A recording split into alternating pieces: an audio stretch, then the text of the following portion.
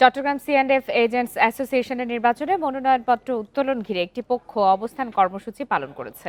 দুপুরে আগ্রাবাদে এই ঘটনার পর উত্তেজনাকর পরিস্থিতি সৃষ্টি হয়। এ সময় বিগত সময়ে সুবিধাভোগী কেউ যাতে মনোনয়নপত্র নিতে না পারে সেই দাবি জানান তারা। উক্ত নির্বাচন ঘিরে যে কমিশন গঠন করা হয়েছে তা বাতিলের দাবি জানান। তবে সিঅ্যান্ডএফ এজেন্টস অ্যাসোসিয়েশনের নেতারা জানিয়েছেন, বিক্ষোভকারীদের বেশিরভাগই বহিরাগত। দীর্ঘদিন যে নিয়মে নির্বাচন হয়েছে সেভাবেই নির্বাচন আয়োজন করা হয়েছে। সুষ্ঠু ভোটের মাধ্যমে পরবর্তী নেতৃত্ব নির্ধারিত হবে বলেও জানান তারা।